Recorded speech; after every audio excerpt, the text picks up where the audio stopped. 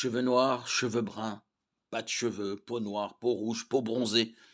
Les êtres humains sont d'une variété inépuisable de taille, de forme, de couleur et de personnalité. Mais nous faisons tous partie d'une seule et même race, la race humaine. Les chapitres 1 et 2 de la Genèse décrivent en détail comment les êtres humains ont vu le jour.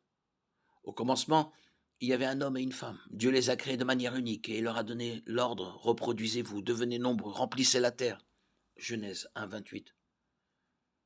Tous les autres êtres humains sont issus de ses premiers parents et en ce sens, nous sommes tous liés les uns aux autres. La Bible dit que les parents sont nés dans le cœur d'un Dieu aimant et puissant.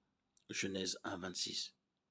Ils ont été conçus par lui pour la communion et l'amour. Et ils ont été placés comme jardiniers dans son monde parfait. Genèse 2, 15, 19. Avant la chute, ils auraient été génétiquement parfaits. Adam a vécu près de 1000 ans, Genèse 5, 5. Et nous pouvons supposer qu'Ève a vécu aussi longtemps. Théoriquement, ils auraient pu avoir plusieurs centaines d'enfants puisque leur corps ne vieillissait pas à la même vitesse que les humains d'aujourd'hui. Ces enfants ont grandi, se sont mariés entre eux, multipliant de manière exponentielle la race humaine au cours des premières centaines d'années de l'existence humaine. Après plusieurs générations, les êtres humains sont devenus si malfaisants que Dieu a envoyé un déluge pour anéantir tout être vivant sur la terre à l'exception d'un homme et de sa famille. Genèse 6, 5, 7. Noé, sa femme, leurs 3 fils et leurs femmes ont été les seuls à être sauvés par le déluge, ainsi que suffisamment d'animaux pour repeupler la terre. Genèse 7, 1, 4. Ainsi, non seulement nous sommes tous liés à nos premiers parents, Adam et Ève, mais nous sommes également tous liés à Noé et à sa femme.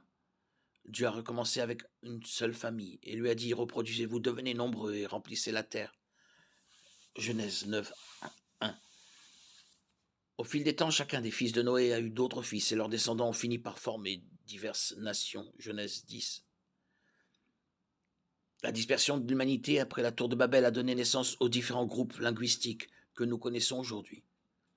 Et il est possible qu'elle ait également contribué à la formation des différentes races, indépendamment des différences ethniques et raciales que nous observons aujourd'hui. Nous sommes tous liés, tous les êtres humains sont génétiquement liés par Adam et Ève.